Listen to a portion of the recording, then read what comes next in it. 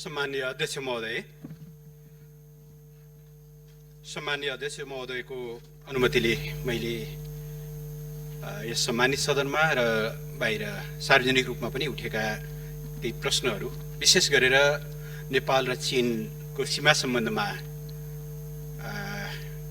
केही भ्रमात्मक, केही गलत र केही बनावटी फेक खालका समाचारहरू प्रकाशित भइरहेको सन्दर्भमा र ती विषयहरू विभिन्नले समाजमा एक किसिमको अन्यल पनि सृजना गरिरहेको सन्दर्भमा म केही कुराहरू प्रश्न पार्न चाहन्छु। विगत केही दिन अगाडि केही सार्वजनिक सञ्चार माध्यमहरूमा कृषि मन्त्रालयको हवाला दिएर कृषि मन्त्रालय नापी शाखाले पठाएको प्रतिवेदनमाथि आधारित भनेर सिलसिलेवार ढङ्गले सार्वजनिक सञ्चार माध्यमहरूमा केही समाचार आए, जसमा नेपालका विभिन्न भूभागहरू चीनले अतिक्रमण गरेको भन्ने ढङ्गले चाहिँ न्युजहरू बने। हामीले त्यसको सत्यताको अन्वेषण गर्यौं, त्यसलाई सत्यापन गर्ने कामहरू गर्यौं र कृषि तथा पशुपन्छी विकास मन्त्रालयले त्यस सम्बन्धमा स्पष्ट पनि पारिसकेको छ। कृषि मन्त्रालयले गएको असार 11 गते कृषि मन्त्रालयको प्रतिवेदन भनिएको स्रोत उल्लेख गरेर 77 असार 10 गते कान्तिपुर दैनिक र अन्य केही सञ्चार माध्यमहरूमा प्रकाशित चीनतर्फ पनि 7 जिल्लामा सीमा अतिक्रमण भन्ने समाचारप्रति कृषि तथा पशुपन्छी मन्त्रालयको ध्यानाकर्षण भएको छ। उक्त समाचारको आधार बनाइएको प्रतिवेदन यस मन्त्रालयबाट प्रकाशित नै नभएको र सो सम्बन्धी विषय यस मन्त्रालयको कार्यक्षेत्र समेत नभएकोले उक्त समाचारमा कुनै सत्ता नरहेको भनेर जसलाई आधार बनाएर यी फेक समाचारहरू बनाइएका थिए सम्बन्धित मन्त्रालयले नै खण्डन गरिसकेको बेहोरा पनि म सम्मानित सदनमा जानकारी गराउन चाहन्छु। त्यसैगरी परराष्ट्र मन्त्रालयको तर्फबाट पनि हामीले यस सम्बन्धमा प्रश्न पारेका छौं। त्यो कृषि मन्त्रालयको प्रतिवेदन स्वयंले खण्डन गरेको अवस्था छ।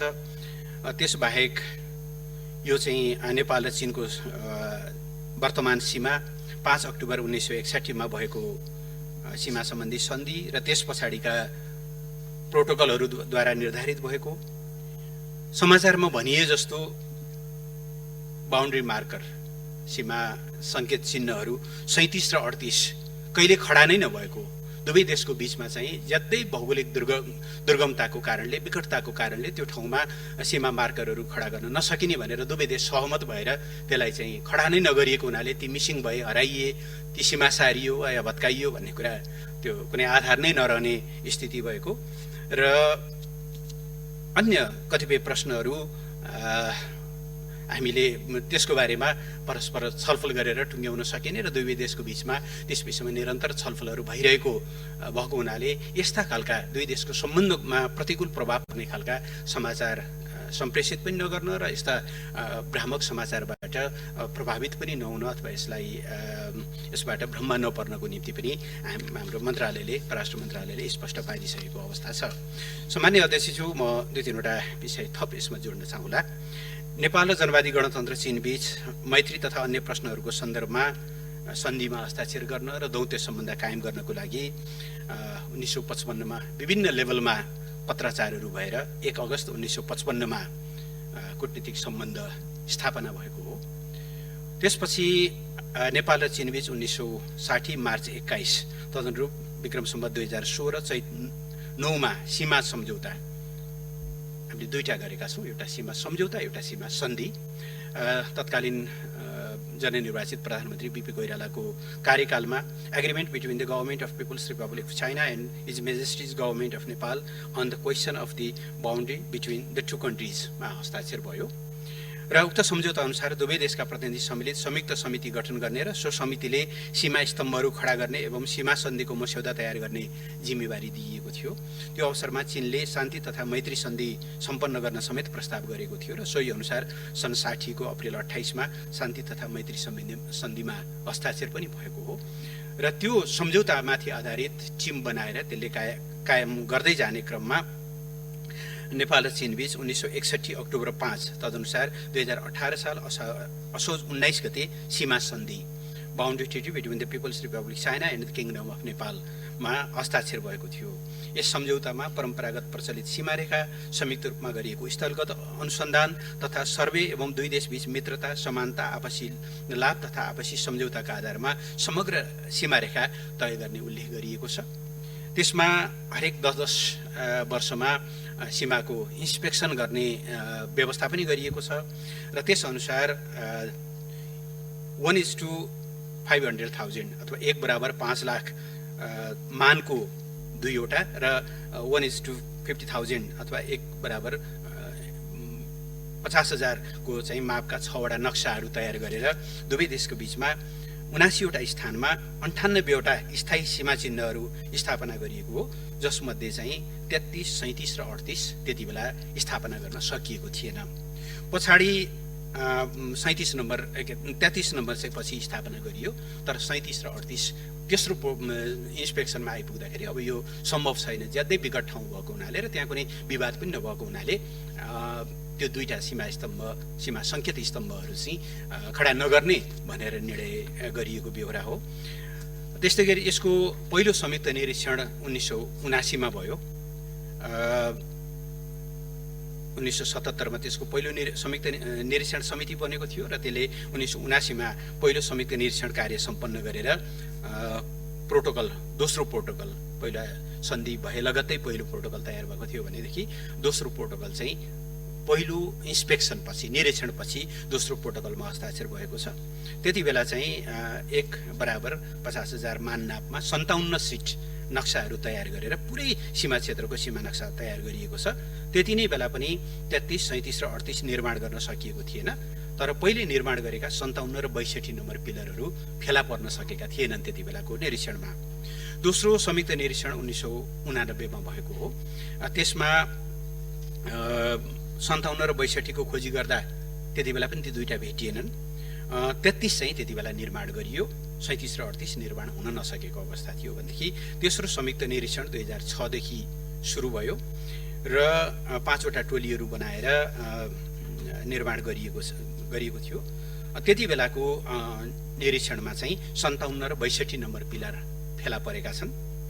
सीमा मार्करहरू, पिलर भन्नाले नेपाल भारत सीमामा जस्तो खालको पिलरहरू छ त्यहाँको भौगोलिक अवस्था हेर्दा कुनै ठाउँमा पहरामा खोपेर यो हो सीमा भनिएको छ, कहीँ सीमा यहाँभन्दा यतापट्टि पर्छ भनेर सङ्केत गरिएको छ, त्यसै भएर त्यसलाई बाउन्ड्री मार्कर भन्ने गरिएको अवस्था छ। र त्यति नै बेला चाहिँ अनि दुई ठाउँमा चाहिँ सहायक स्तम्भहरू बनाउनु पर्ने थियो। 54 नम्बर स्तम्भको 1-1 र 54 को 1-2 त्यो पनि त्यति बेला निर्माण गरिएको अवस्था थियो भनेदेखि अब 37 र 38 चाहिँ बनाउन नसकिने भन्ने निष्कर्षका साथ 100 वटा बनाउने भनिएकोमा हाल चाहिँ 98 वटा सीमा स्तम्भहरू रहेको, सीमा सङ्केत चिन्हहरू रहेको बेहोरा म सम्मानित सदनलाई जानकारी गराउन चाहन्छु। त्यही तेस्रो संयुक्त सीमा निरीक्षणले 3-4 वटा महत्त्वपूर्ण निर्णयहरू गरेको छ। पहिलो चाहिँ यी सीमाहरूमा एक्युरेसी होस् भन्नका निम्ति GIS system, geographical information system जडान गर्ने, ताकि भोलि कहीँ कतै सीमाहरू हराउँदा अथवा हिउँले पुरिँदा त्यस्तो अवस्थामा पनि त्यसको कुनै विवादहरू नहोस् भन्नका निम्ति GIS लागू गर्ने निर्णय गरेको छ। त्यसलाई अन्तिम रूप दिनुपर्ने कामहरू बाँकी छ। खास गरेर पश्चिमतिर त्रिदेशीय बिन्दु टुङ्गो गर्न बाँकी छ। मैले अगाडि पनि सम्मानित सदनमा जानकारी गराएको छु। चीनसँगको हाम्रो सीमा पिलर नम्बर 1 बाट सुरु हुन्छ। टिङ्कर भन्ज्याङभन्दा अलिकति माथिपट्टि पिलर नम्बर 1 गाडिएको छ र त्यहाँभन्दा पश्चिम पर्छ हाम्रो त्रिदेशीय बिन्दु भनिएको छ। तर भारतसँगको सीमा नटुङ्गिएको कारणले हामीले 0 नम्बर पिलर गाड्न सकेका छैनौँ। अहिले भारतसँग हाम्रो चलिरहेको छलफल टुङ्गो लागिसकेपछि नेपाल, भारत र चीनको त्रिदेशीय बिन्दु तयार हुनेछ र त्यो त्रिदेशीय बिन्दुमा चाहिँ हामीले पिलर नम्बर 1 अथवा बाउन्ड्री मार्कर नम्बर 1 गर्ने टुङ्ग्याउनेछौँ। त्यो एउटा काम गर्नुपर्ने बाँकी छ। GIS लाई फुल्ली त्यसलाई इम्प्लिमेन्ट गर्नुपर्ने बाँकी छ। त्यसबाहेक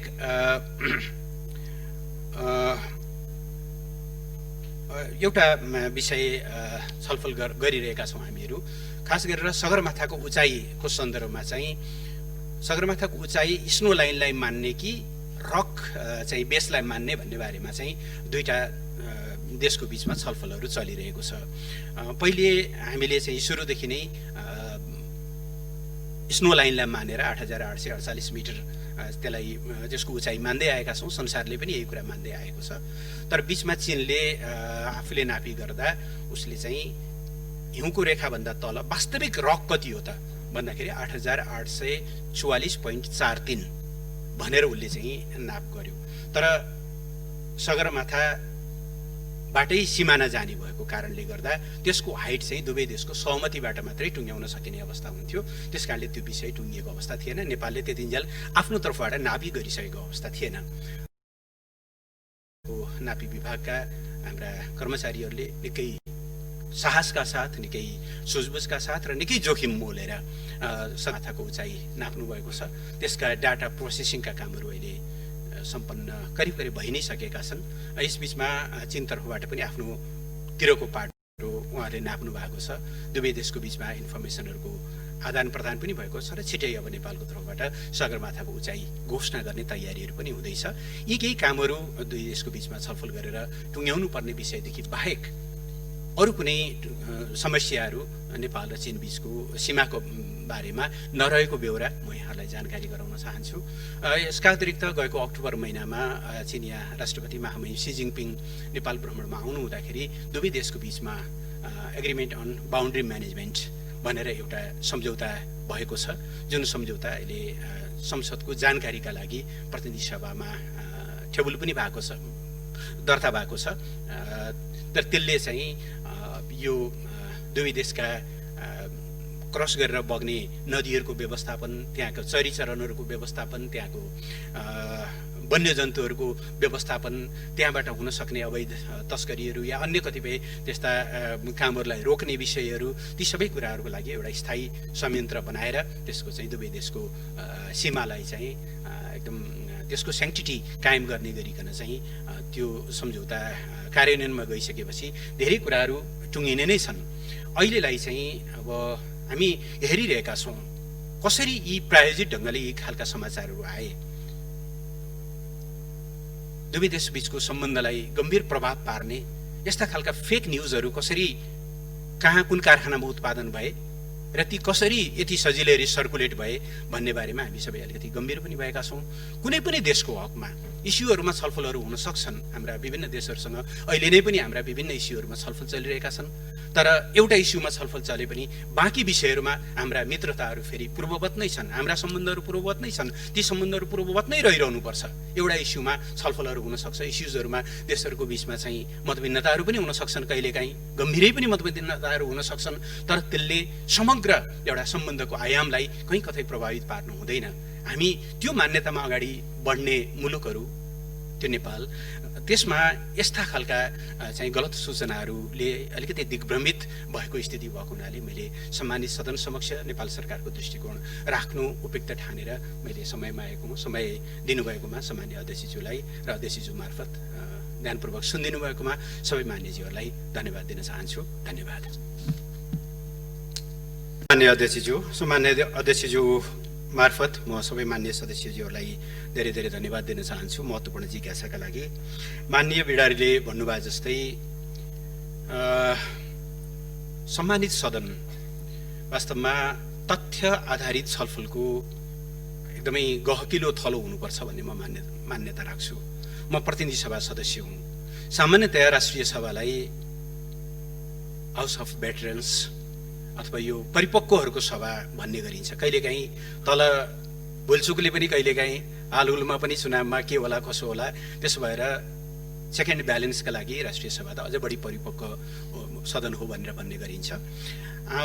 मिडियाहरूमा विभिन्न खालका सूचनाहरू आउन सक्छन्। हाम्रो मिडिया अब व्यावसायिक बन्ने प्रक्रियामा छ। धेरै लामो इतिहास पनि छैन हाम्रो। 46 सालको परिवर्तन पश्चात, प्रजातन्त्र आइसके पश्चात नै हो नेपाली मिडियाहरूले आफूलाई अलिकति व्यावसायिक बनाउने प्रयत्न गरेको। त्यसले गर्दा उहाँहरू पनि परिपक्व हुने क्रममै हुनुहुन्छ।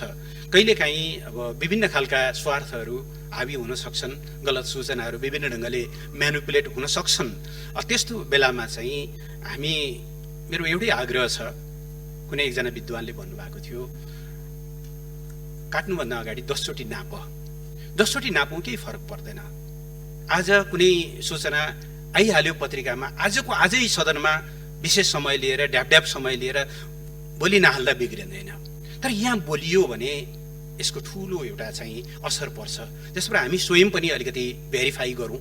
मिडियाको बारेमा मैले आग्रह मात्रै गर्न सकुला, तर हामी जनप्रतिनिधिहरूले चाहिँ त्यस्ता कुराहरूमा भेरिफाई गरेर हतारिनु जरुरी हुँदैन। धेरैतिरबाट सोच विचार गरेर त्यसमाथि पनि मेरो विशेष आग्रह छ। दुईटा प्रश्नहरूमा, अरू कुराहरूमा सरकारको आलोचना, अरू कुराहरूमा जीवन्त बहस हुन्छ, यी दुईटा कुरामा पनि हुँदैन भन्ने होइन, तर सामान्यतया विदेश नीति र राष्ट्रिय सुरक्षा असाध्यै संवेदनशील विषयहरू हुन्। यी दुईटा कुरामा बहसमा आउँदाखेरि हामीले चाहिँ सूचनाहरूलाई क्रस भेरिफिकेसन गरेर अगाडि बढ्नु राम्रो हुन्छ भन्ने म आग्रह गर्न चाहन्छु। यी समाचारहरूको बारेमा सरकारको ध्यान गएको छ। केही सञ्चार माध्यमहरूले सार्वजनिक रूपमा क्षमा याचना गर्नुभएको छ, भुल सुधार गर्नुभएको छ, सच्याउनु भएको छ। म उहाँलाई धन्यवाद पनि भन्न चाहन्छु। भोलिका दिनहरूमा यस्ता गल्तीहरू नदोहोरिउन् भन्ने कुरामा हाम्रो आग्रह छ। तर त्यो सो कल्ड प्रतिवेदन कुन कारखानामा उत्पादन भयो भन्ने बारेमा पनि सरकारको गम्भीर त्यसले चाहिँ त्यसको हामीले खोजी गरिरहेका छौँ। त्यसमा संलग्नहरूलाई चाहिँ जुन स्रोत हो, तथाकथित स्रोत, त्यो स्रोतलाई चाहिँ भने हामीले गम्भीरतापूर्वक कानुनी कारबाहीको दायरामा ल्याउनेछौँ।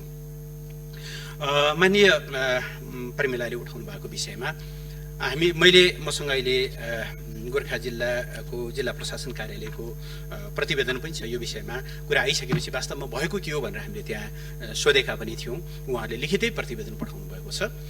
सामा गाउँ र रुई गाउँमा परम्परादेखि नै अब जति बेलासम्म औपचारिक सीमाङ्कन भएको थिएन, अब जस्तो अरू कतिपय ठाउँमा लेक बेसी भने जस्तो चरी चरण, कहिले यताका भेडाहरू लिएर उता जाने, कहिले उताका भेडाहरू लिएर यता आउने, कहिले यताको खर्क यता बसाउने, कहिले उताको खर्क उता बसाउने, दुवैतिर चाहिँ लेनदेन कारोबारहरू भइरहेको स्थिति थियो। पहिलेदेखि नै त्यो परम्परा रहँदै आएको थियो।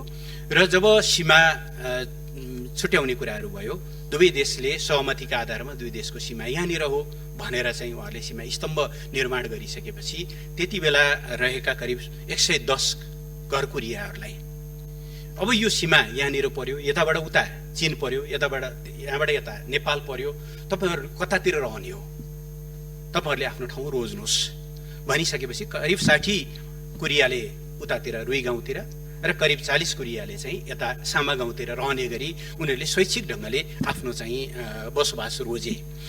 तर पहिलेदेखि रहेका कतिपय कागजातहरू या पहिलेदेखि रहेका कतिपय चाहिँ भोगचलनका कागजातहरू ती कायमै रहे। त्यसले कुनै खास ठुलो कानुनी झमेला पनि भएन। अहिले पनि आवत जावतहरू चलि नै रहन्छन्। त्यसले गर्दाखेरि त्यहाँ कुनै जबरजस्ती कतैबाट अतिक्रमण भएको भन्ने प्रश्न होइन। हिजो उहाँहरूलाई स्वेच्छाले नै त्यो सीमा तोकिसकेपछि तपाईँहरू कतातिर बस्ने भनेर चाहिँ तोकिएर गरेको अवस्था हो। यही जानकारी म सदनलाई जानकारी गराउन चाहन्छु। 37 र 38 पिलरको सन्दर्भमा माननीय प्रकाश पन्तको जिज्ञासामा मैले अघि पनि भने त्यो भौगोलिक हिसाबले असाध्यै दुर्गम भएको, असाध्यै उचाइमा भएको हुनाले त्यहाँ कुनै मार्कर खडा गर्न सम्भव नभएको र मार्कर खडा नगर्दाखेरि पनि त्यसले कुनै चाहिँ भनौँ न भोलि विवाद आउन नसक्ने भएको हुनाले दुवै देशको सहमतिमा अब उपरान्त त्यो नगर्ने यो जरुरी भएन भन्ने भयो। प्रोटोकलको बारेमा 2012मा लगभग धेरै कुराहरू टुङ्गिएको थियो। 2012 पछि छलफलहरू अगाडि बढेको थिएन। अहिले नेपालले प्रोटोकललाई पनि टुङ्ग्याउने र यो GIS लगायतका सबै विषयहरू टुङ्ग्याउनका निम्ति हामीले चीन समक्ष बैठकको प्रस्ताव गरिसकेका छौँ। मिति प्रस्ताव दुवै देशको पारस्परिक अनुकूलतामा सुविधामा चाहिँ बैठक गर्नको लागि नेपालले चाहिँ प्रस्ताव पठाइसकेको बेहोरा म जानकारी गराउन चाहन्छु।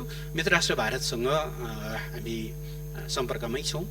नेपाल सरकार यो समस्याको कूटनीतिक वार्ताबाटै समाधान हुन्छ भन्ने कुरामा, गर्नुपर्छ भन्ने कुरामा र गर्न सकिन्छ भन्ने कुरामा, तिनै कुरामा हुन्छ, गर्नुपर्छ र गर्न सकिन्छ। मान्यता, विश्वास र बाटो, तिनटै कुरामा सरकारमा कुनै दुविधा छैन।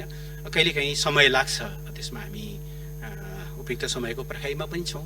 त्यसो भएर बिना कुनै आवेग, बिना कुनै उत्तेजना कहिलेकाहीँ अब बाहिर विभिन्न कोणहरूबाट मिडियाहरू र विभिन्न ठाउँहरूबाट अलिकति वातावरणलाई उत्तेजित बनाउने प्रयत्नहरू पनि हुन्छन्। ती कुनै कुराहरूबाट प्रभावित नभइकन मैले अघि पनि निवेदन गरेँ, यो समस्या एउटा समस्या छ र यो हिजोदेखि नै रहेको, त्यो पनि आजको सरकार यताको सरकार या उताको सरकारको कारणले उत्पन्न भएको भन्दा पनि इतिहासले गाँठो नफुकाइदिएर गाँठो कसेर छोडेको विषय हो, जो आज हाम्रो काँधमा आइपरेको छ। समस्या समाधान गर्नका लागि समाधान गर्न सकिन्छ, गर्नुपर्छ, गरेर मात्रै विश्वासमा आधारित एउटा घनिष्ठ सम्बन्ध कायम गर्न सकिन्छ। तर यसले, यो विवादले अथवा यो समस्याले हाम्रा समग्र आयामहरूलाई अन्यत्र प्रभाव पार्नु हुँदैन। त्यो कुरामा हामी उत्तिकै सचेत छौँ। कमसेकम नेपालको तर्फबाट ती कुराहरूमा केही पनि दुई देशबीचको अन्य सम्बन्धका बहुआयामहरूमा त्यसले प्रभाव नपारोस् भन्ने कुरामा चाहिँ सरकार सजग छ। यो सजगता सबैतिरबाट अवलम्बन होस् भन्ने पनि आग्रह छ। सबैले यसमा कन्ट्रिब्युसन गर्नुपर्ने जरुरी हुन्छ। अब त्यसलाई चर्काउन, वातावरणलाई तिक्त बनाउन, भ्रम फैलाउन त सजिलो नै हुन्छ, तर आज हामीलाई चाहिएको मोर कन्स्ट्रक्टिभ टाइपको कन्ट्रिब्युसन हो, जो सबैतिरबाट हुन जरुरी छ भन्ने मलाई लाग्छ। यति कुराहरू राखेर सम्माननीय अध्यक्षज्यू समय दिनुभएकोमा धन्यवाद भन्दै बिदा हुन चाहन्छु। धन्यवाद। माननीय सदस्यहरू, राष्ट्रिय सभा नियमावली 2075 को नियम 192 बमोजिम माननीय परराष्ट्र मन्त्री प्रदीप कुमार गेवालीले दिनुभएको वक्तव्यका सम्बन्धमा केन्द्रित रही प्रश्न सोध्न चाहनुहुने माननीय सदस्यहरूलाई समय उपलब्ध गराउँछु। प्रत्येक माननीय सदस्यको लागि 1 मिनेट समय निर्धारण गरेको छु।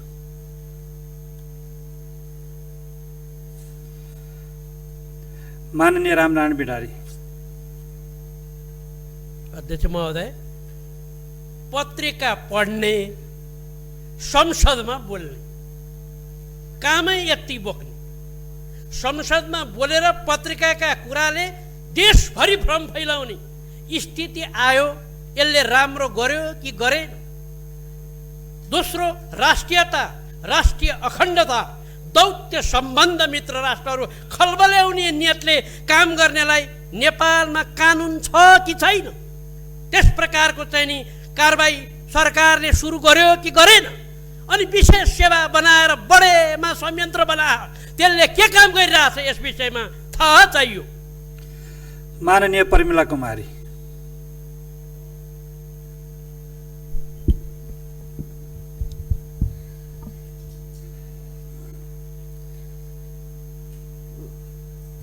सम्माननीय अध्यक्ष महोदय,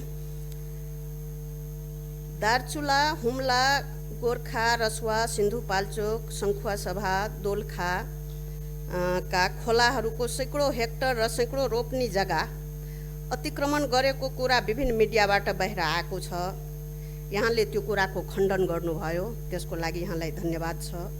र एउटा कुरा, यो गोर्खाको रुई गाउँ नेपालकै भएको प्रमाणित हुने ताम्रपत्र हामीसँग छ, तर त्यो गाउँको के अरे दावा चीनले गर्दैछ, त्यो कुरामा के कति सत्य छ जान्न चाहन्छु। धन्यवाद। माननीय प्रकाश पन्थ। सम्माननीय अध्यक्ष महोदय, त्यो 37 र 38 नम्बर पिलरहरू चाहिँ बनाउनु पर्ने अथवा नपर्ने कुरा कतातिर उन्मुख छ, त्यसलाई त्यतिकै छोड्ने हो कि बनाउने भन्ने किसिमको कोसिसहरू भइरहेछ।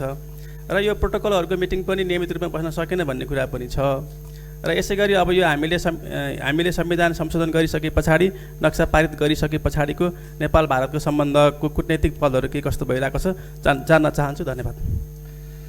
माननीय सदस्यहरू, अब म माननीय परराष्ट्र मन्त्री प्रदीप कुमार गेवालीलाई माननीय सदस्यहरूले